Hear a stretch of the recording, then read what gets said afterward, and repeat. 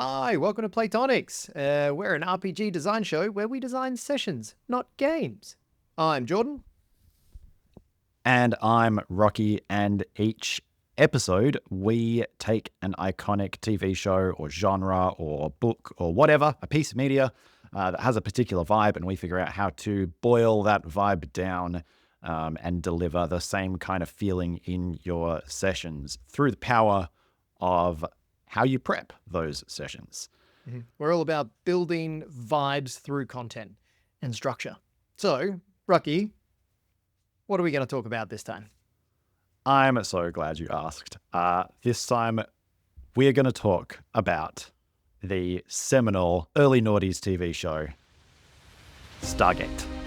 Stargate SG-1, specifically SG-1, the only Stargate that was ever made. We're talking Jack O'Neill as team leader. That's the dream team. The original glory days, I think, are seasons 1 to 8. The original glory days are, checks notes, most of the show. The vast majority of the show, yes. Yep. So you have rewatched the show in the last year. Correct. I have rewatched all of the good episodes up to the end of season 8.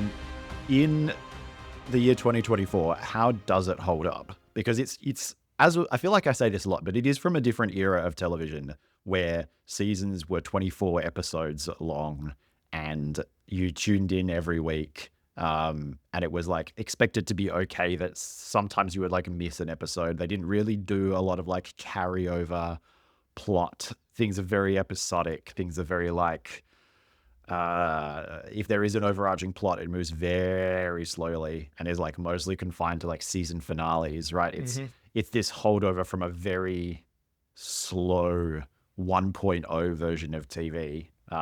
So yeah, what is it actually like to watch it in 2024? Everything you just said is exactly on the money.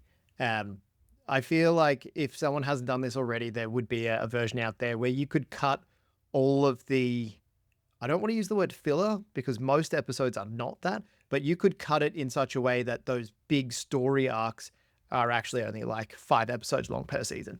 And you could move through like the overarching war with the Goa'uld really quickly. But one of the things that it does incredibly well is there's so many little tidbits of world building scattered throughout all of those fillers. So although there's plenty of like, this is Planet of the Week, we're going to go there and discover a novel problem and resolve that, there's heaps that tangentially tie into that overarching plot device in a way that is really fun still to watch. The only thing that I think could really show its age is that it is straight up a colonial adventure. It is Americans are going out into the broader universe to help the subjugated natives and show them the error of their ways and bring freedom to all of those different subjugated peoples.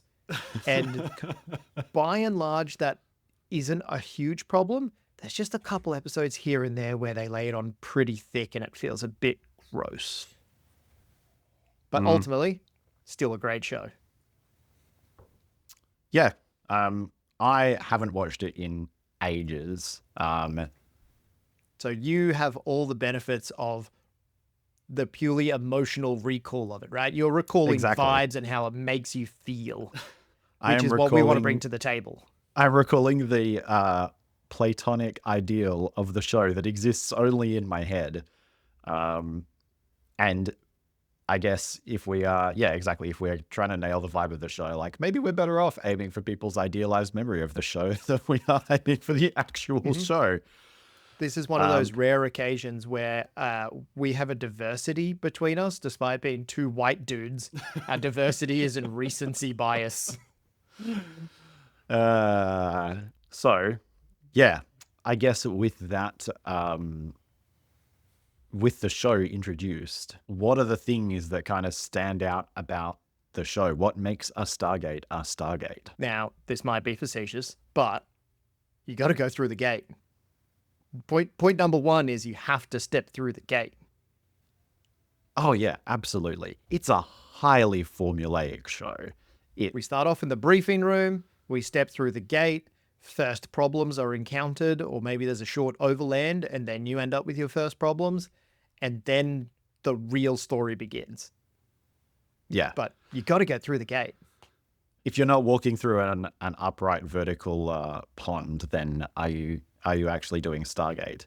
Legitimate question for the third Stargate series, Stargate Universe, which did not feature a lot of walking through upright vertical ponds, and was then thus arguably perhaps not as Stargate as it could be. Yeah. If it ever existed, I might agree with you. Yeah, I do think you've got to go through the gate. I think that that gate is it's a classic like plot generator. It is the thing that kicks off the series. It's the thing that kicks off every episode of the show, to the point where I think the phrase encoding chevrons is like locked in. Yeah, it's the TV tropes like term of art for while you're waiting for something to happen, and you do a little bit of character development like while the gate dials, and then you're like straight into the show. I do love how there are very specific rules on how long it takes to dial the gate that become plot devices in some of the episodes. But in every other episode, it takes as long to dial the gate as the characters need to have their opening conversation. Yeah. Yeah. Like we can jack it up and we can get it done in 43 seconds. But also we need some exposition. So we're going to have that first, and then at a really pithy moment, bam, wormhole established. Yeah. And look, if you really want to punch it up, approximately one episode in every 10, you just shout unscheduled off-world activation, and that's your episode this week. We love that. The show does do a great job of adhering to structure, which like fits in world as well, right? They're a military installation. Of course, they're going to have this structure. They're going to have procedures. Everything has a standard operating procedure, and that drops in world seamlessly. Where like it's a show, that things happen at the speed of plot, but whenever those cues are dropped, you're like, I know what's happening here. I've been cued in. Yeah, I think you've actually touched on another really important pillar there, which is who the characters are, and it's something that we kind of talk about a lot on the show because it's just kind of a recurring problem is that players tend to sort of make up their characters away from the table and then bring them to the table, and then there's not really a super clear reason why they're working together. And I think this is one where it's like, it is super clear cut that like everybody is a member of an SG team. Otherwise, like you are not doing this show. You are doing something else. You're doing a you meet portals. In the tavern vibe. Yeah. But this is very much, you did meet at a tavern. No. You are all cleared to the highest security clearance no one demands, and maybe beyond. Like, you're all elite in your own way. And you have been explicitly brought together to sit at that briefing table. Exactly. So there's like absolutely some diversity within the team and some room for like, I guess, your non-military types, right? Your Daniel Jackson or your Teal'c, people who aren't necessarily natives to that structure. But yeah, everyone has to be members of an SG team. And I think that is like not negotiable going in. Absolutely agree. Which also means abiding certain rules.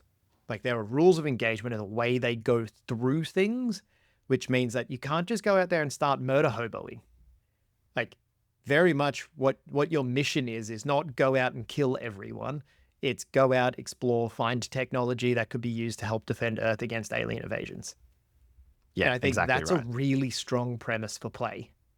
It's an excellent frame to be able to, would an SG team do that sort of action? What would they say at home when you get there? Yeah, you almost want everyone to have a little thing that's like WWJD, but the J is Jack O'Neill, right? Like, what would True Jack savior O'Neill of do? humanity multiple times in the show. All right, so we've got a gate. We've got an SG team who go through the gate. What happens next in your classic Stargate episode? So let's take this as we're playing a session of this. So we're not going to get a real long spanning campaign in this. We're going to get a single session.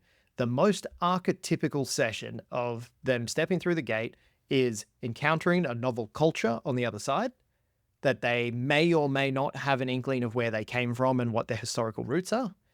And it goes through like the procedures of them engaging with that culture, dealing with cultural biases that pop up, whether they're worshipped as gods or demons or feared just because they're something novel and different.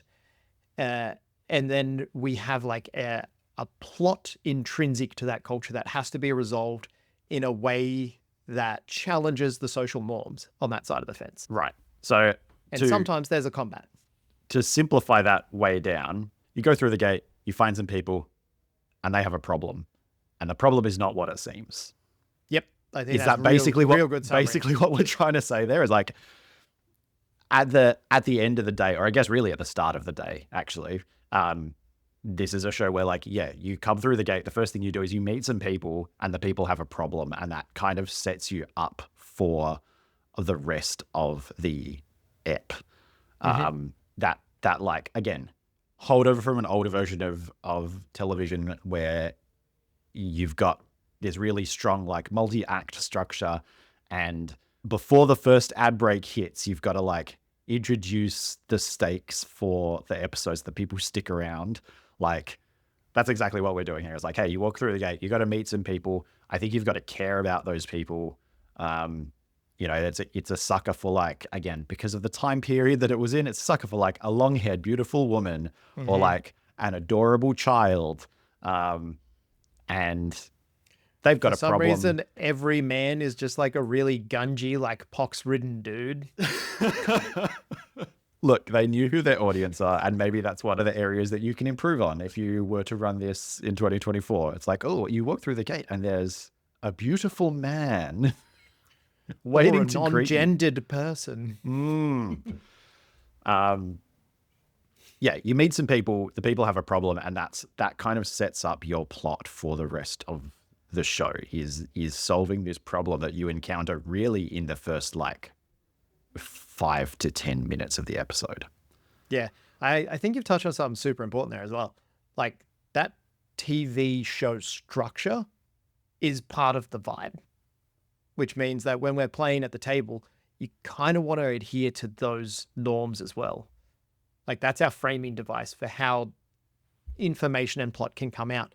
Not too dissimilar to when we talked about Avatar: The Last Airbender. Like I think having some kicks in there to ensure that your plot stays sort of in that 3-act structure would be really handy to have. Yeah, absolutely. Having an idea of what those acts are, or having an idea that, yeah, I guess you want to hit this 3-act structure, even if you don't necessarily want to script out the way it's going to unfold. Yeah, we don't like scripting. We love building situations. And I think that's where the real juice comes here, because every TV show ep has been scripted quite tightly. Here, we're going to be building situations and the players are going to be determining what plot occurs. And because players are chaos agents, we got to have those tools handy to be able to move the story along when it stalls. Absolutely.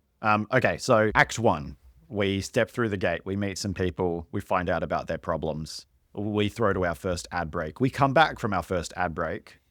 What happens next? Yep. So sometimes the team is going to split up. They're going to investigate a couple of different things. The real common ones are there's an ancient ruin nearby, there's a piece of old tech, there's a clay tablet of some sort, or there's a fortress or like an overseer's camp or some other military structure. Like there's usually something kind of bad external guy. to the culture. Yeah. Yep. External to, I'm going to call it the village, right? Most of these people are living in small villages or hamlets. So normally we have a little bit of overland exploration. And at the same time, we have like a social interaction. There's like multiple people with different perspectives. There's traditionalists who are like, oh no, these newcomers have brought like the wrath of the gods on us, or they will bring the wrath of the gods on us. Versus other people who are like, I don't think we need to be enslaved, actually. What if we tried doing things our own way? And like the introduction of the players introduces tension in the culture they're interacting with. Yeah, we're very much playing in the same space as we talked about Elder Race on a previous episode, where it's like You got some people who like have more technology, some people who have less technology, but the people who have perhaps less overt power have more local knowledge and sort of local influence. So you've got a very similar dynamic at play there, where it's like, yeah, whether it's the heroes or the villains, someone is playing into that like sufficiently advanced technologies indistinguishable from magic / usually, given the themes of the show, godhood. Lots of like messing around with gods and mythology, which I think you would be remiss not to include. I think the other interesting thing that you kind of flagged there is that, yeah, after that kind of first act finishes and we kick into the second act, that's kind of when we start to split into, again, another classic TV trope is like, it does do this classic TV thing where that, like there's an A plot and a B plot, and at first they don't seem to be related, but later it turns out that they definitely are, and you need to solve one of them to solve the other, or solve both of them to solve the overarching problem. And yeah, in Stargate, it's classically things like there will be a social problem, right? Which could be your overlord or your slavery or your whatever. And there'll be like a scientific problem or a mythological problem, because the two are kind of interchangeable. So you'll have like a villain who is using ancient technology to maintain power.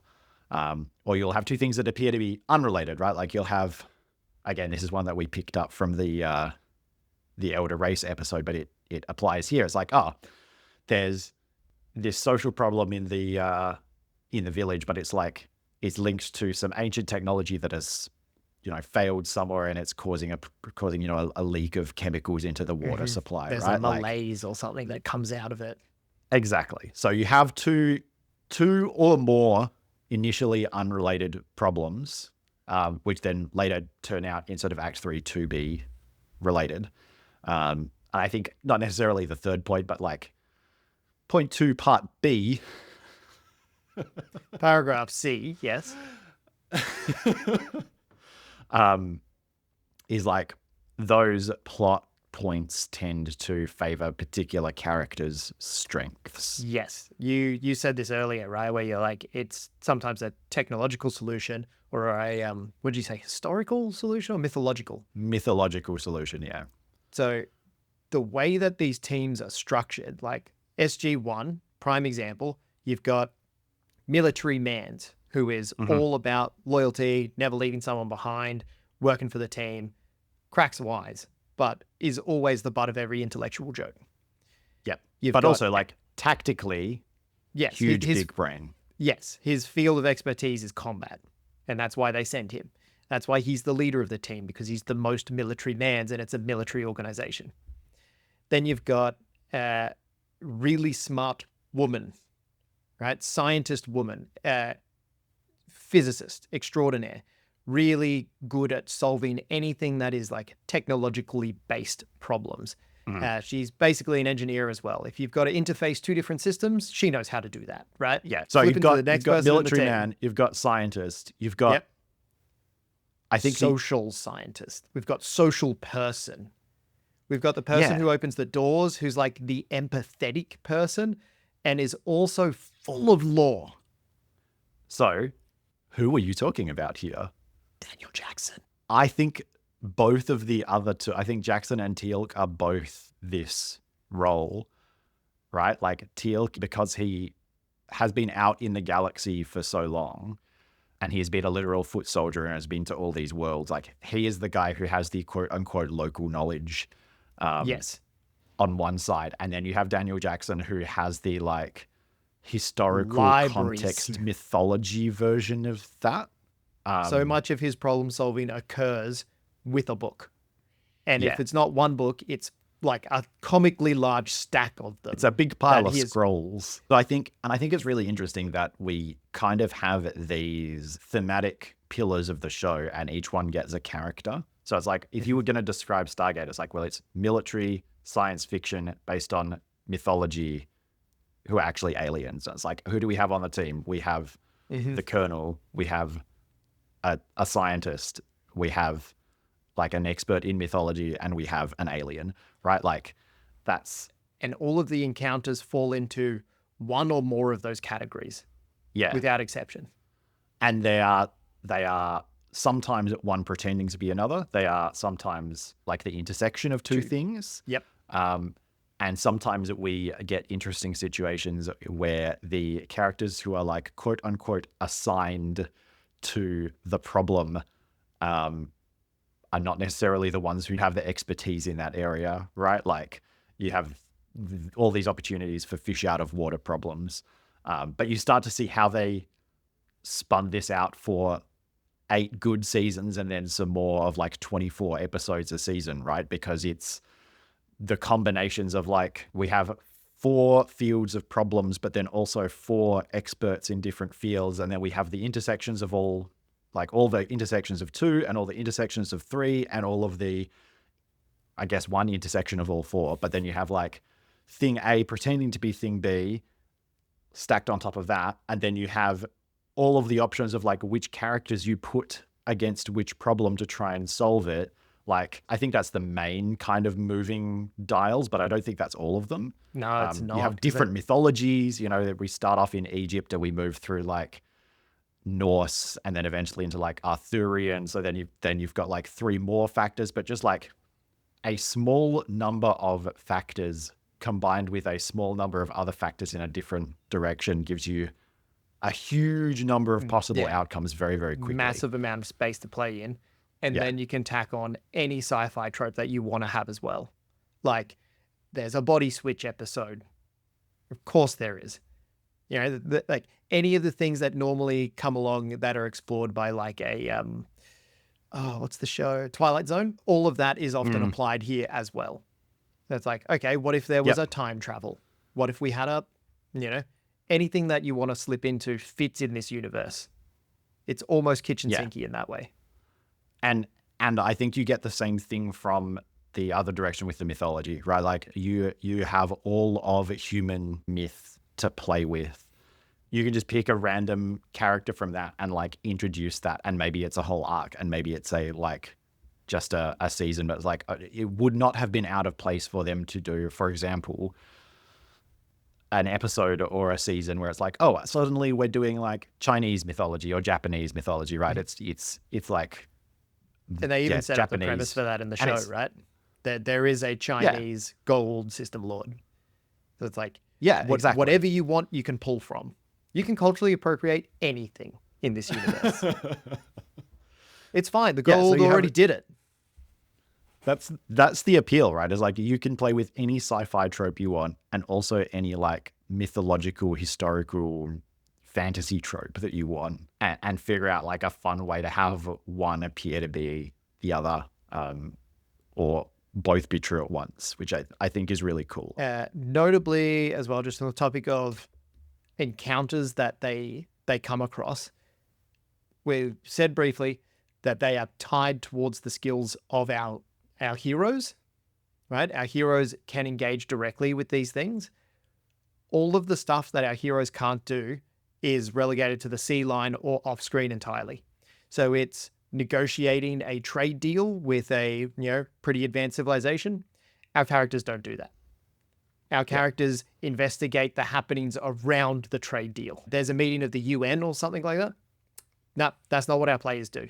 Our players show up and there's an assassination attempt there. Yep. Anything that doesn't fit the strengths of this team isn't an encounter that they engage in. Yeah, it might happen in the, the canon, but it's not the content of the show. No, that's not what we're playing through at the table. We're not going to roll some dice to see how well you can negotiate the sale of wheat for tritium or something like that. That's not what our heroes do and shine in. But instead, when there is a conspiracy about how the tritium is procured and they investigate that's what we zoom in on. Yeah. I feel like to be true to Stargate, it wouldn't be tritium. It would be fucking naquita. Everything's naquita. Strong metal, naquita. Explosive metal, naquita. Everything's naquita. It's naquita all the way down. Not everything's naquita. Some of it's naquadria. Which is the same, but better. More 4 times. 4 plot. I think it probably is also worth looking at how these episodes end. We've kind of talked about the problems a little bit, right? Sometimes there's a purely environmental problem. Sometimes there's a baddie involved. I think certainly if we're going to do one session of play, like this is the Stargate session we're going to do, I want a baddie. I want a villain to build around. The show is built to go on. And so unless it's a season finale, you can't actually kill the bad guy. He has to ring transport out at the last minute or like jump onto really a shuttle. pulpy in that way, right? Yeah, it's like it's very like I'll get you next time. The System Lord always escapes, or we're not dealing directly with the System Lord. We're dealing with one of his henchmen, and so maybe we defeat the henchman. But until the finale, we don't defeat the actual boss man. So if you want it to feel like an episode of the show, it has to be able to lead into the next episode of the show. You have to leave a hook open for next time, just to make sure that you're not like finalizing things too much, because we got like 23 more episodes to get through this season. Yeah, out of like the 160 odd episodes that I binged recently, one of the plot points in there is the bad guy on Earth, Senator McKinsey, who's just an all-round dick and wants to shut down our good friends and heroes, the Stargate team. There's one where he's like, we spend billions of dollars on the Stargate program, and what has it produced? And you're like, that is true. Every time they get close to recovering a nice piece of alien tech, something goes awry. Like, the basic premise of the show is go and steal technology from elsewhere and use it to defend Earth, and we do a remarkably bad job of it. So in the same sense that the baddie always gets away, the ultra-powerful weapon always ceases to function or is used once against the bad guy before its power is just...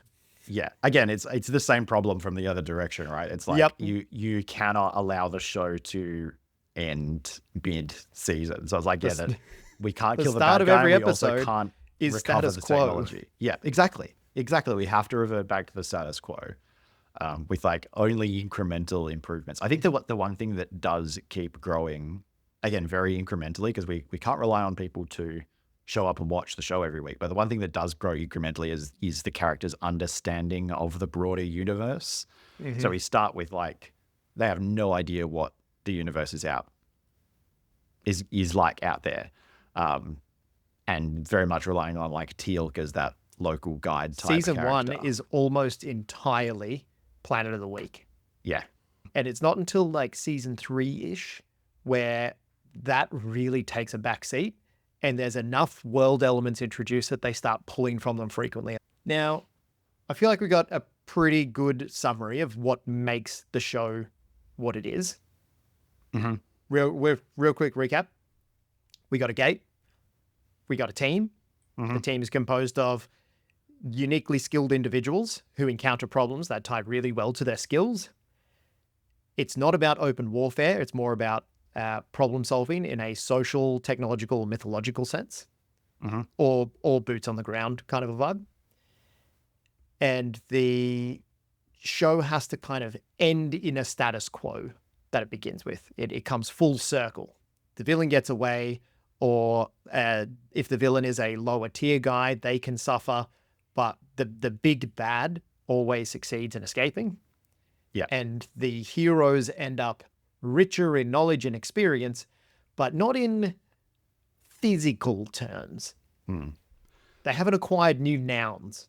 Exactly. And underlying all of that is a really strong sort of 3-act structure where it's like... Yep. It's all framed in that TV sensibility. Exactly. We meet the problem, we have a complication, we come back together, and if we solve both parts of the problem, we solve the overarching issue of the episode. Like, it's structurally very formulaic as well. It's chunk of like act, ad break, act, ad break, act, ad break, which makes it feel very like pacey, I think. Yep. Yeah. Those ad breaks are really effective pacing tools.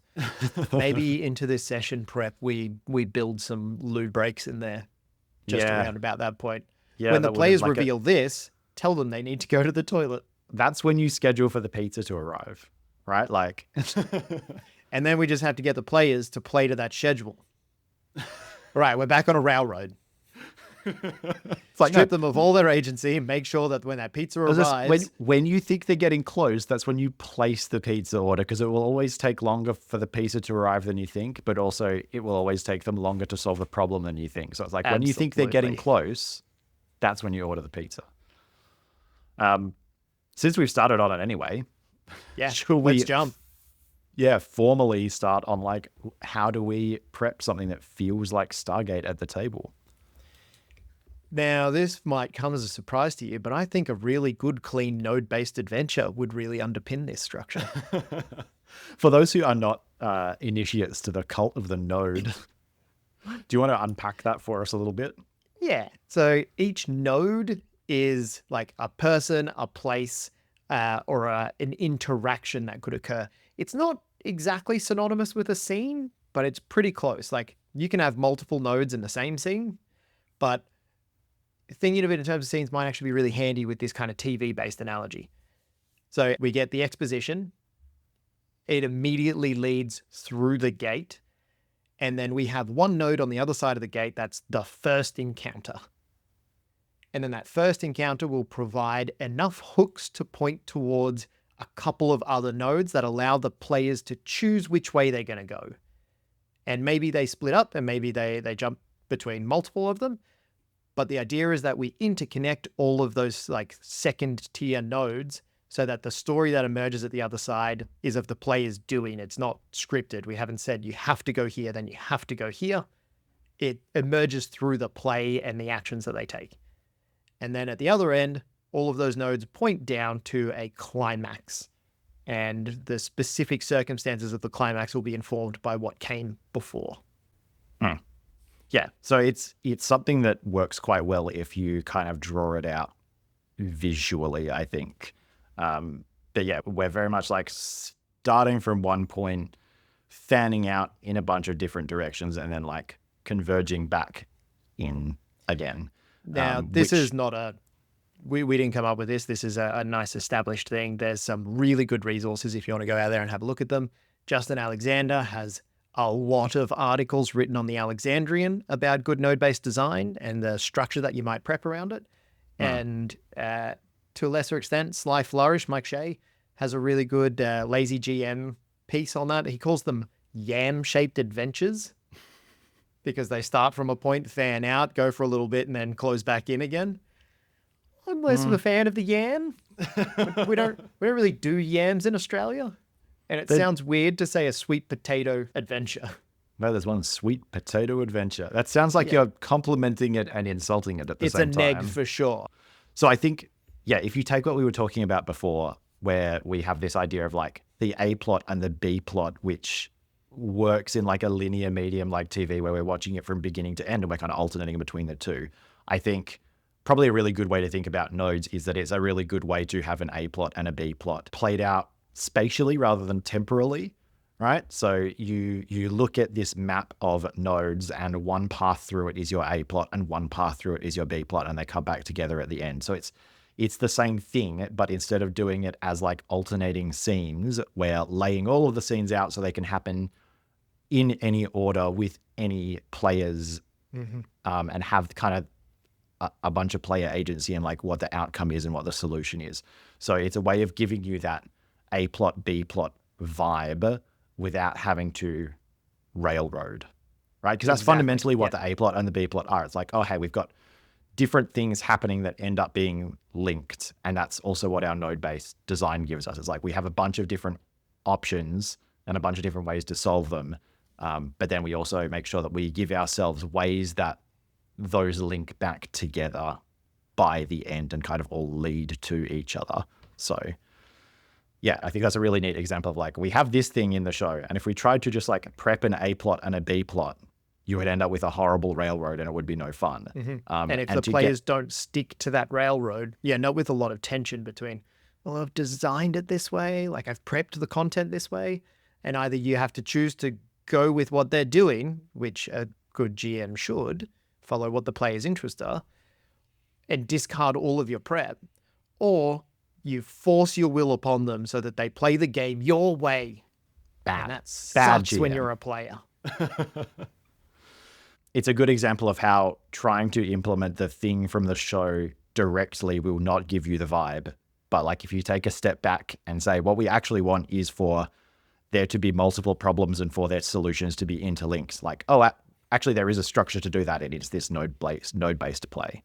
Like the solution isn't always doing the same thing from another medium in your RPG. It can be like finding a parallel bit of evolution that happens to have the same vibes output, I think is the point I'm trying to make here in a very long-winded sort of a way. No, I think I agree with everything you've just said. Like, we have boiled it down and found the component pieces, and now we are putting them back into a new structure that fits our new medium. Like, the TV show is the medium for Stargate SG-1, but the conversation is the medium for how we are playing our role-playing game at the table. And for that, we gotta stick those anchors into a new way for interactability that the TV show doesn't have. Yeah. So, 4-ish hour session, thereabouts. Yep. Typically, I would have like 5 nodes. We've got our initial, where we get a bit of exposition, and it points towards a bunch of other encounters. We've got those encounters pointing towards each other and providing partial information to point towards the climax. So I'd normally have about 3-ish of these. And then we've got our final climax node at the end. Having this visual structure I find really handy because we need to have like clues or revelations that point from one to another. And you can really easily find if you map it out, if you draw the picture and here is a circle, it represents a node. That node is a person or a place. This is what they'll encounter there. These are the possible outputs of it. They'll discover this clue that points in this direction to another person or place, which causes the action to move forwards. If you map it out like this, you can very easily see where you've left any gaps. And to make this a robust structure, you have to have redundancy in it. You have to have multiple clues of different types pointing towards the same nodes. Because your players are not going to always find all the stuff, or they'll misinterpret some things.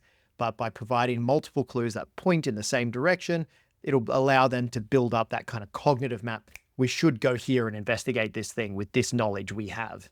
It makes it nice and robust. And crucially, your players don't have to discover everything to move the story forwards.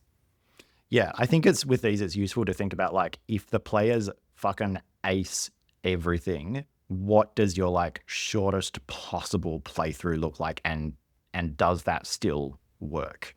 Right? So it's like if you have this hypothetical one where the players come through the gate, they have their first encounter with a local, they come through and they find the local's problem, and then it takes them straight to the bad guy. It's like, okay, that probably doesn't quite feel like Stargate. We probably need at least one more layer of the network in there. Yeah, you want to hit at least 2 out of 3 of those intermediate nodes. Yeah. In an ideal world, you'd hit all 3 because then you haven't wasted any of your prep. But just in case the players jump to the end, you want to have enough content in there so that it's not just we step through the gate, we walk to the finale. Yeah, so I think one thing that I've seen done quite well is sometimes you just like snip some of the connections. So it's actually not possible to get straight from the start node to the end node without going through at least one. So I would kind of... There's a really easy way to do this in the fiction as well, and that's you have an artifact at the first node that they reach, and that artifact can only be deciphered with knowledge from one of the other nodes. Right. So it's still a clue that its utility increases as they explore further. Yeah. And that suddenly feels like Stargate to me, right? It's like we come through, we find an artifact. Even if the very next scene is we find the clue to deciphering the artifact, and then we use the artifact to defeat, the local overseer. Yep, that feels like a Stargate episode. A fairly compact one, but like I would not feel disappointed if I walked out of that session, Yep. I think the other thing to think about is like, you've got this structure. The structure gives you some like nice, neat little boxes. And when we start to think about like what challenges are at each of those boxes, that's when you kind of go back to your content pillars, right? I was thinking exactly the same thing. It's like with our content pillars, and if you wanted to draw up a little table for like different mythology elements, you could add them modularly into each one of these things. And like, my favorite way of building adventures like this is not to start with a plot in mind, with an overarching thing, but to build these nodes individually and the adventure emerges out of it. So I'll roll up like, this node is going to be a, roll dice, a person. Okay, great. What was their connection to this thing? Is something to do with, rolls dice, a place of power. How interesting. How does that play into this? Yeah. And I think you can, so by stocking you've kind of implied some random tables there, but I think it works just as well if you are just picking and choosing. But if you then stock your random tables or your picking and choosing tables with like the things that we talked about as being like the key elements of the show, which is like the science, the mythology, the, local alien sort of flavor, and the military action. It's like, give each node a flavor, and then your players are gonna, as they work their way through those nodes, they're gonna hit most, if not all, of the flavors that you want from the show, right? So it's very, very easy to imagine what a military sort of encounter, a military sort of node would look like. That's a combat scene, an ambush or a I was thinking siege, like, or something like that. Capture is a really common one. Yeah. But then your technology one is like, oh, it's an alien artifact. But that can also be that can also play into your archaeological stuff, where it's like, oh, there's some ruins of some kind, or there's text mythology, in a language that we don't know yet. And then obviously you have your like social encounters, which are the locals, the villages, the structures within that. So if you make sure that each one of those things is in at least one node, then there's a spotlight opportunity for your players everywhere. Right. So any path through the network is going to give you like your sweet, sour, salty, and bitter, and I suppose umami. Umami is the finale. Yeah. The umami is like when the A plot and the B plot converge, right? It's going to give you your like all of your flavor elements to make it feel like Stargate, but it's also going to, if you have one character who specializes in each of those things, it means that each character gets a chance to shine in the episode or in the session, right? Like, not only does everyone get to feel all of the Stargate-y things, but also each player gets to do their thing that they're good at. Your archaeologist gets to do some archaeology. Your scientist gets to do some science. Your, military guy gets to lead an assault, and your local guide gets to like flex their local knowledge. By starting with that structure where you have the boxes first, and then like we put one content pillar in each box, and then we know that those align with the players, you have this thing where no one is going to walk away from this table disappointed, which I think is... So. I think this is good design. Yeah. Like just pat yourself on the back there a bit.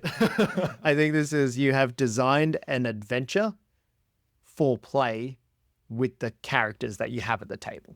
Yeah. It's easy to facilitate. You know what you've got on hand. The pieces of prep that you've done are like a paragraph of description for each of your nodes, along with the clues that point from there to elsewhere. And you can keep track of that along the way with like, you write it down in your little notepad when people have discovered those clues. If they're getting really stumped, you can reintroduce elements of those clues just to help them flesh them out a little bit more. You've got ways for them to tie directly to the skills that the players have, which means that they're each going to get their opportunity to shine in the moment. So you've kind of designed out a lot of the need to heavily corral it yourself.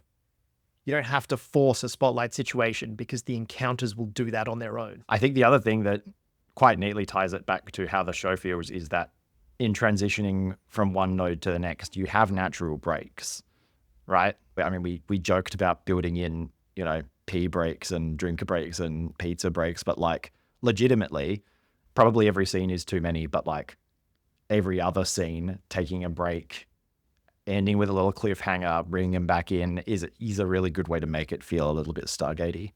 a real showy kind of vibe. Yeah. So I think that's a great overall structure. I think there's a couple of other little bits that I would maybe bring in purely in terms of set dressing. I think the advantage of doing TV shows is that you can steal shamelessly from the soundtrack. And I think the soundtrack and the opening title theme, especially of Stargate, is a really good one to steal. I would absolutely just start the session by Bum, bum, bum, bum, bum, bum, bum. Bum, bum, bum, bum, bum, bum, bum, bum, bum, bum, bum, bum. I'm just like, how long is he going to go for? Look, I can do the whole thing, but like I find the brass instruments quite difficult with my lips. Yeah,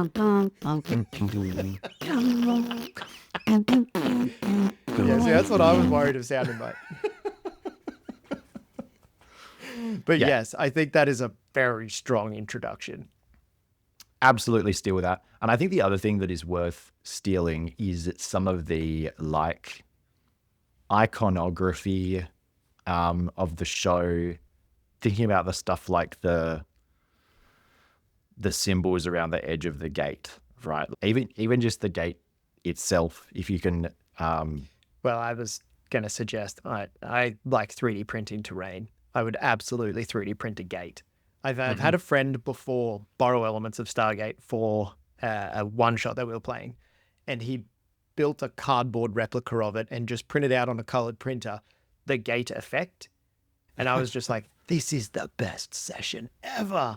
As giant xenomorph style creature protrudes through the gate, and we're like, oh no, we got to shut it down. Yeah. Very evocative, very powerful.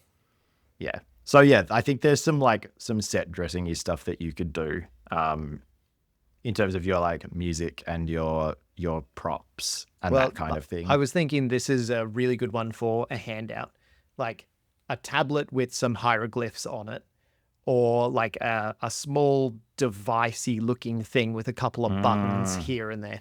Like all of that stuff can tie really tightly to the fiction. Yeah, I think at the end of the day, the Stargate episodes are basically solving a mystery, right? Like, Yep. And I think that is a good spot. If you're going to have a props budget at all, that's a cool place to put it. It's having tactile clues, always a nice thing for a mystery.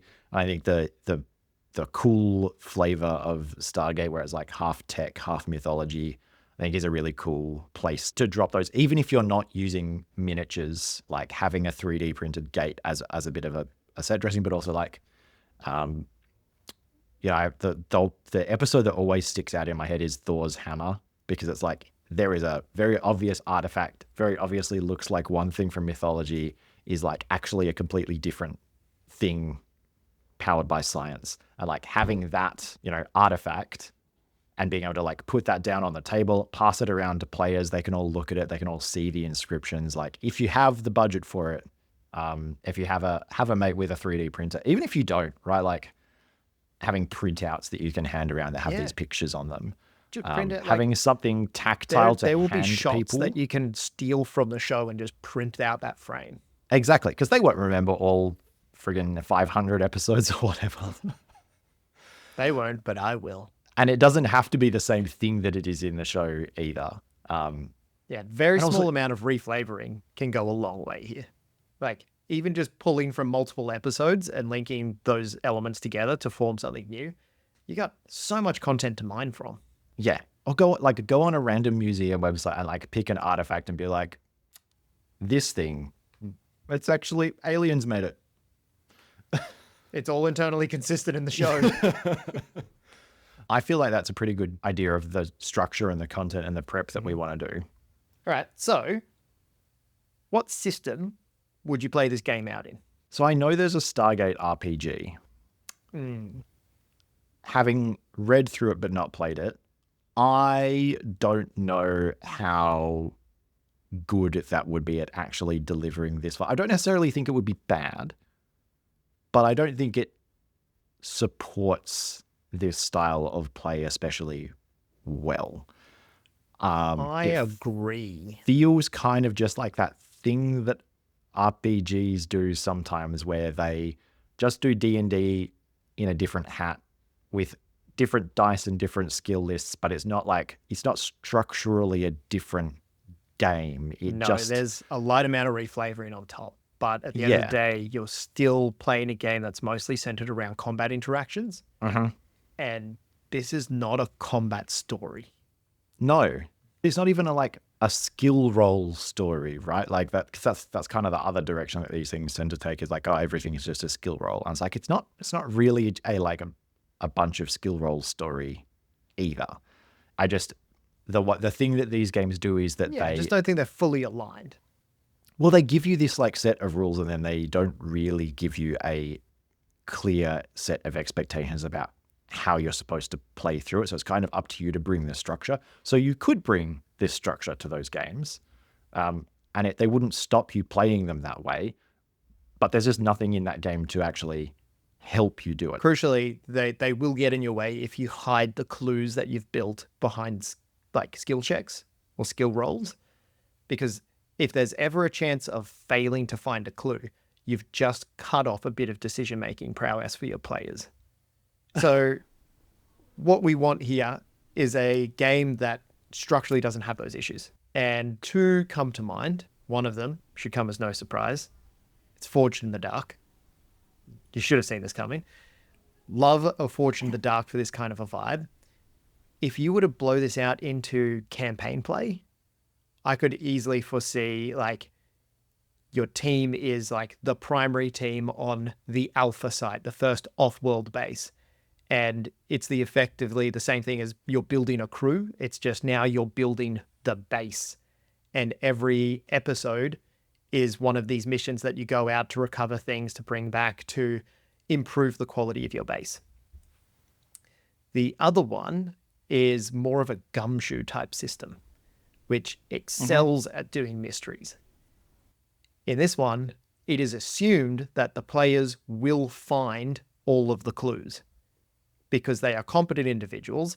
They go to a place, they will find the clues, and you instead have the spending of resources to enhance the information that you get out of those clues.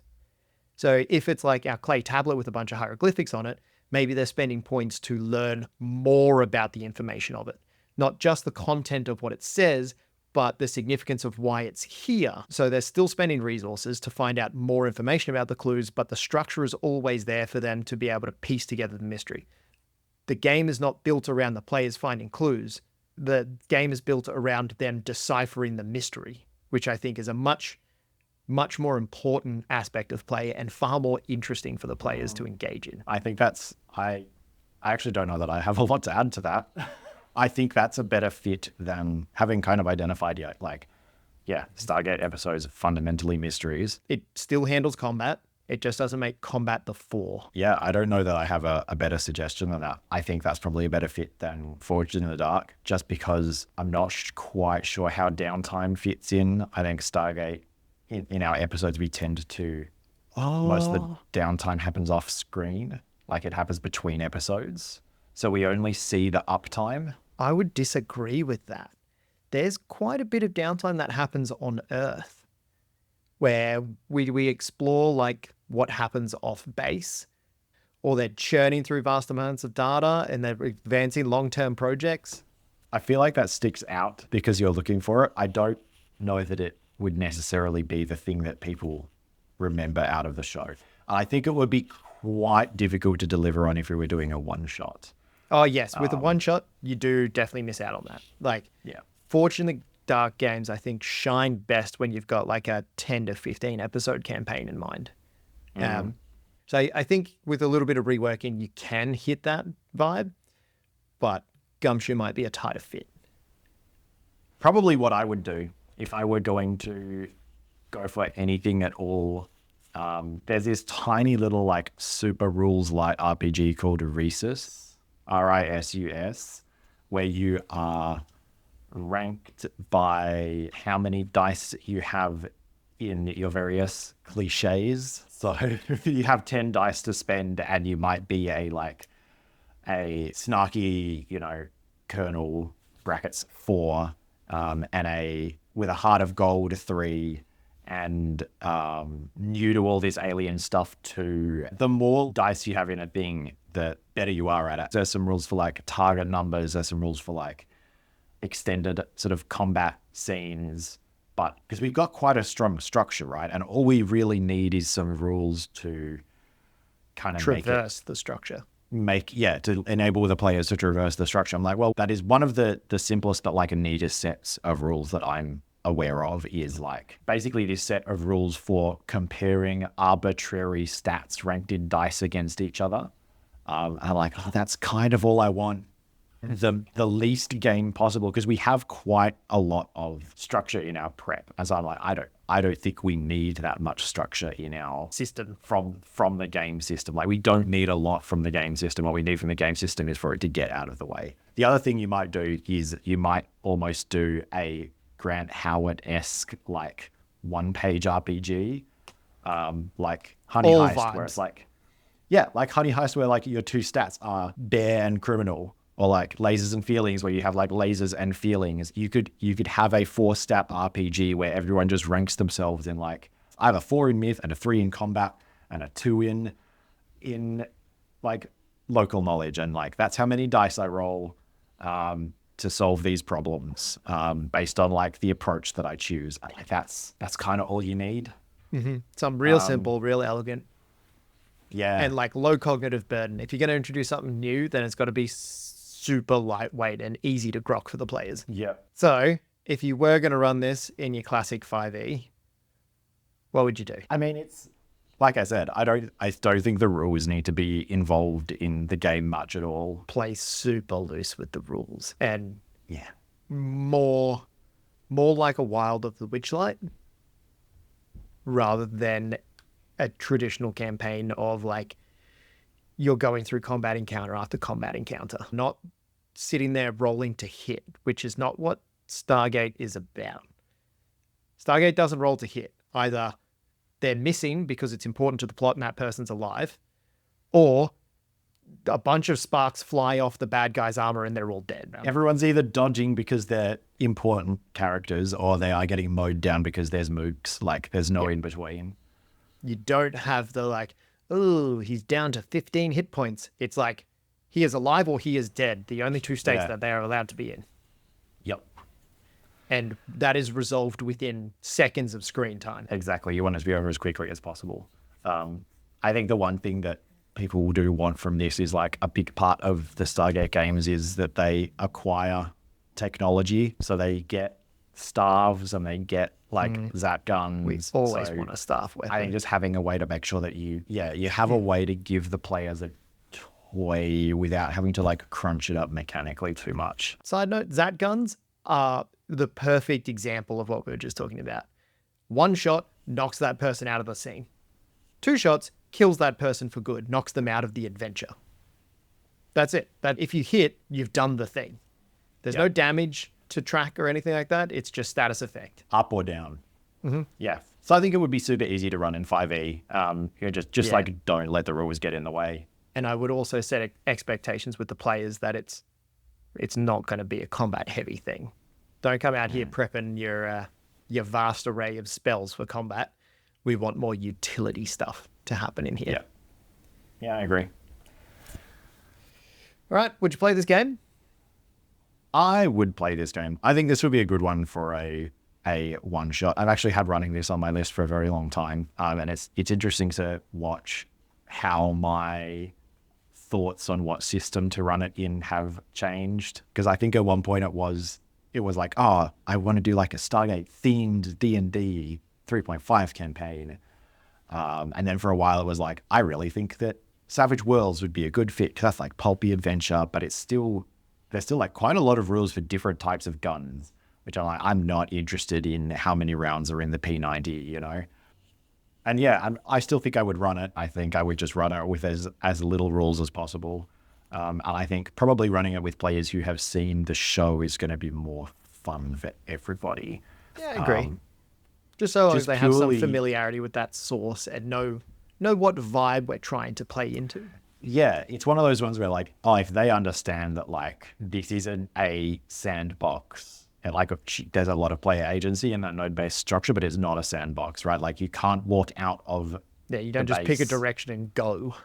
Exactly. You don't walk out of Cheyenne Mountain and like go to the shop, right? You're on a mission. Yeah, I'd run this. What about you?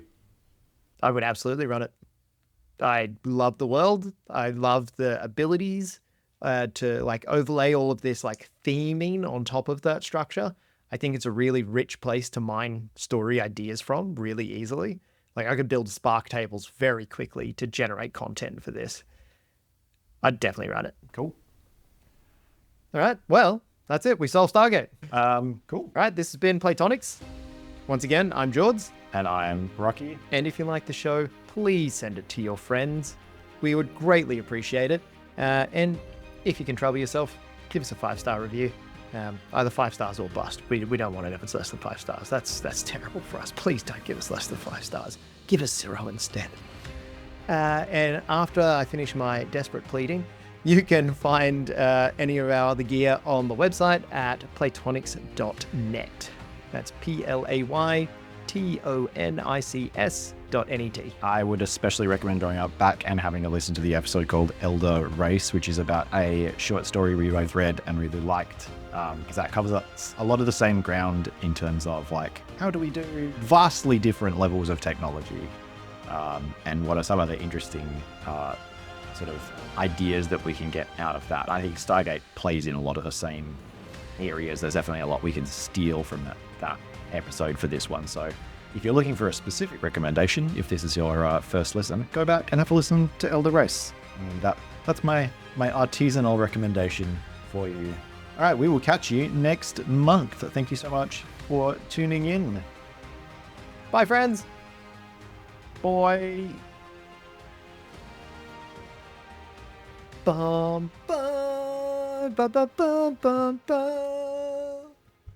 Ba-ba-ba-ba, ba-ba-ba-ba, ba-ba-ba-ba, ba-ba-ba.